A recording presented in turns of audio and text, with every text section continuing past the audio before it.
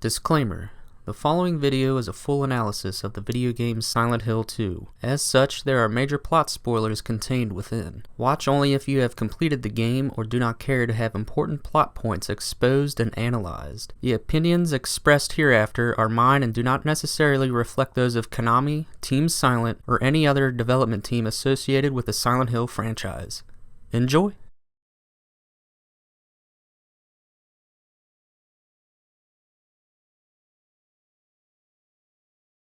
When I think of my favorite game, my mind is always drawn back to Silent Hill 2. No, it's not because of its excellent soundtrack or its subtle, terrifying atmosphere, though they do play a big part. No, what keeps Silent Hill 2 is undoubtedly my favorite game ever is its story, specifically its main character, James Sunderland. I feel like I know everything about him, his desires, his dreams, his fears, especially his fears. But the game can be beaten in less than 6 hours. While much can be learned from dialogue, especially how it is spoken, there is something else going on that has given me a deeper understanding of this character. Something not necessarily said or told to us, but rather shown. Today, I want to look at what exactly Silent Hill 2 does to make its characters, specifically James Sunderland, more memorable than anything else I've played in the intervening 16 years since its release. I want to show you how this game that, again, can be beaten in less than 6 hours, can pack just as much of an emotional punch as a game that takes double, triple, even quadruple the amount of time to beat. This is Games as Art. This is Silent Hill 2.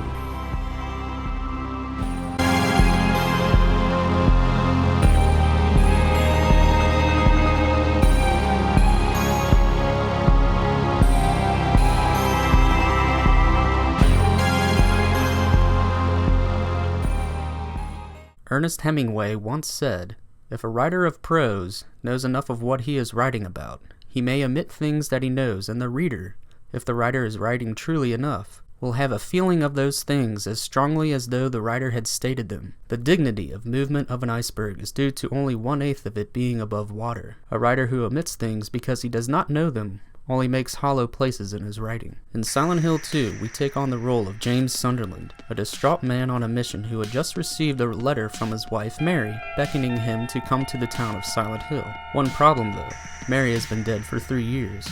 Throughout the course of the game, we meet other characters on a similar mission as James, be they looking for someone, or simply trying to outrun their past. By the end of the game, we discover that James killed his wife and he was called to Silent Hill to atone for his sins. Now, that's an interesting enough story on its own merits, but just below the surface is the rest of our iceberg. With anything, we typically only receive the surface story the first time we experience anything new, regardless of what medium the stories are passed along to us in. Silent Hill 2 is no different, and it is in the second, third, even fourth playthroughs and beyond that the story is made clearer to us. If anyone has ever taken a creative writing class, the rule show, don't tell was probably hammered into your brain, and for good reason. Have you ever read any bad fiction? Sure, all of us have. And more likely than not, it's because the writer told you things rather than showed you. I could tell you that James is sexually stifled and secretly wishes his wife Mary was as attractive as she had been before she had gotten sick. Or I can show you a hospital room with Mary sleeping while her husband James is gazing over an old picture of Mary, a youthful and seductive smile on her face. He has to wipe sweat from his brow and, exhaling, sets the picture back down upon the bedside table. I can't do anything through these bars. Okay. Stay right there.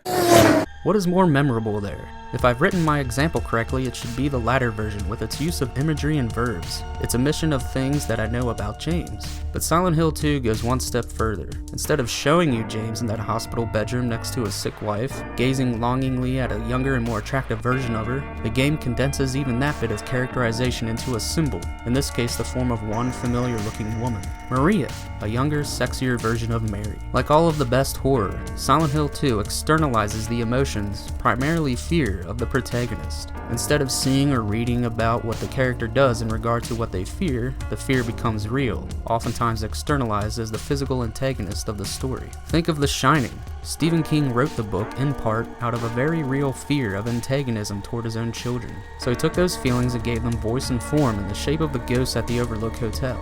Another of King's works, It, along with its many other themes, dealt with the darker side of small-town life. This dark side goes by the name of Pennywise the Dancing Clown.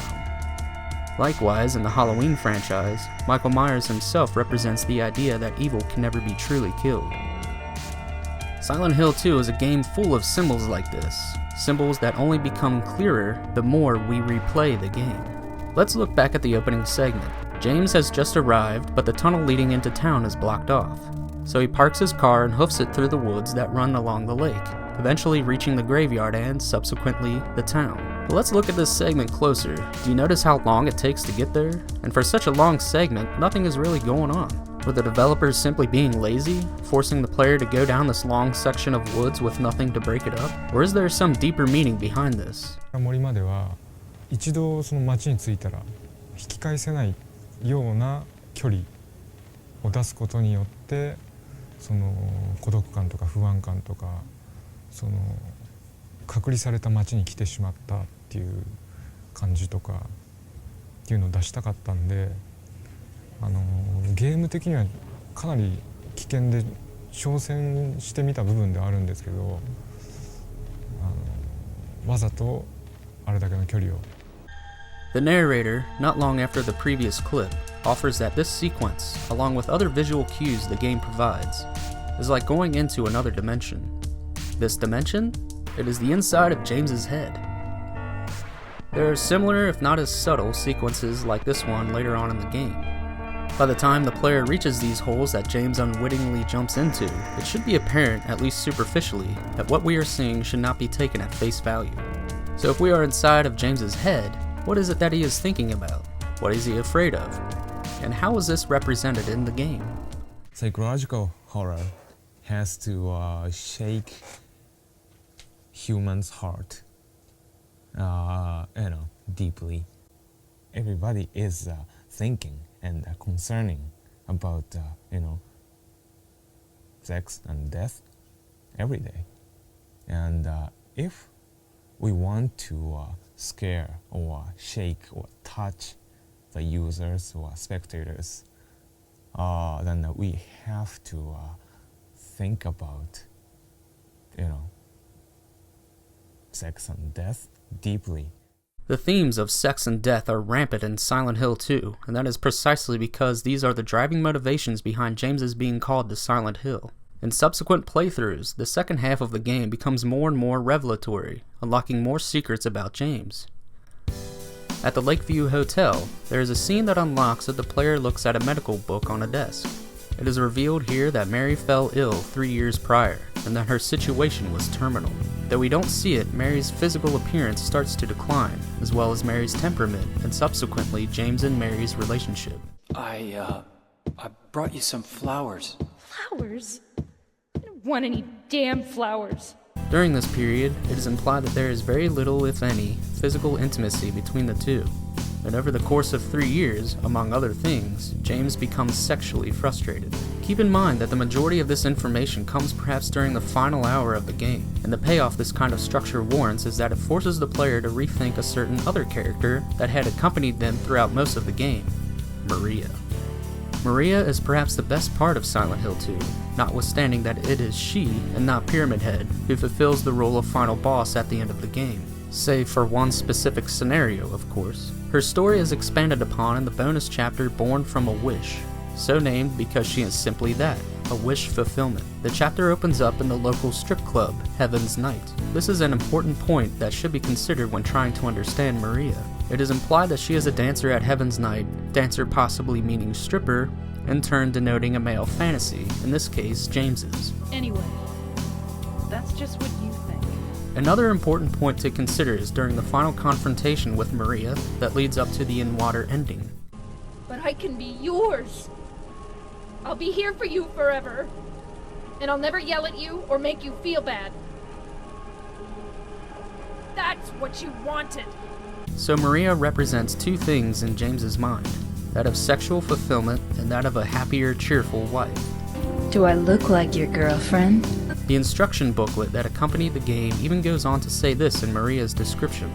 On the surface, Moorea looks exactly like James's late wife. However, Moorea's hairstyle and taste in clothing are completely different. Her personality, cheerful and energetic, is also the exact opposite of Mary's. Let me turn your gaze now towards Silent Hill 2's other theme, death. In one of the many endings for the game, the most intriguing to me is the ending entitled In Water. In it, we see James taking Mary out of her bed and out of the hospital. It has long been known that the body of Mary resides in one of two locations in James's car, the trunk or, according to Masahiro Ito, in the back seat.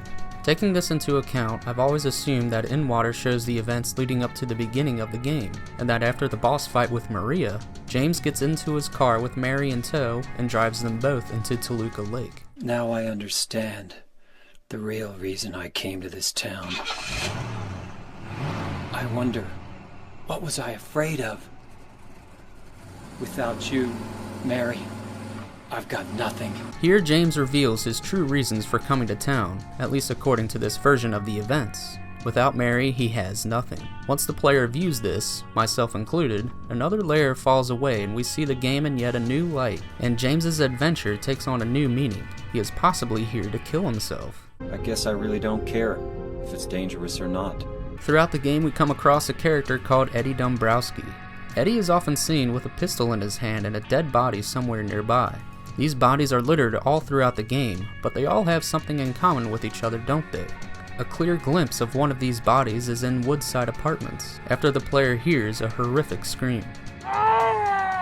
Venturing into the room, after a frightful glimpse of Pyramid Head, we find ourselves staring at a man slumped over in a chair watching a television tuned to a dead channel. A cutscene ensues in which we are given a closer look at the man, and, you guessed it, the man has the same haircut, jacket, jeans as all the other bodies. So what gives? These bodies are all James. If the hotel scene looks familiar, it should. Later in the game, after James remembers what he did to his wife, he slumps over in the chair in the same fashion as the body in the previous cutscene. Here is Silent Hill 2's director and town designer, Masashi Tsubayama, to clarify. ジェームスなんですよ、あそこは。あの死体は実はジェームスが作り出したジェームスなんで、逆に見せちゃいけない。 So why is James seeing his corpse all over town? Because he has a fear of death, namely his own. He is afraid of dying, although a part of himself knows that is what he came to Silent Hill to do. Silent Hill 2 is a game rife with symbolism such as what I have described here and much more. I originally scripted this video with the intention of going over each of the three main characters of the game, James, Angela Orozco, and Eddie Dombrowski, but unfortunately I had to cut the other two due to length. But rest assured, they each have similar tales to tell as James. Angela has a heavy theme of sexuality, namely abuse, suffered at the hands of her father. Well, you could just force me. Beat me up like he always did. This theme is externalized as a monster plaguing Angela that the player sees as the creature called Abstract Daddy. Eddie, likewise, has a theme of death, as again, we usually see him with a dead body nearby, and the environment in which James has his fateful duel with Eddie is in a freezer with giant slabs of dead meat hanging from hooks in the ceiling. All of the preceding is of course a lot of information to process, and there are 6 endings in total, giving the player more reason to jump back in and experience the story in a new light, armed with more information about the game's scenarios and characters. Just think of how much longer the game would have been had the writers chose to spell it all out for us. But by using Hemingway's theory of omission, showing instead of telling, and condensing this information into symbols we come to understand through multiple playthroughs, we have a game that continues to stand the test of time and maintains a cult following not only to this day, but likely for many, many years to come. Thank you all for watching this video. This took a few months to make because I'm passionate about Silent Hill 2, and my initial drafts were exploding with tons of information about why I felt the game was so great. Whittling this down to the finished product you have just watched was the hardest part, and I sincerely hope that I have at least made you appreciate the game a bit more. Again, thank you for watching, and be sure to subscribe and share with anyone who wishes to look at video games as more than a passive medium.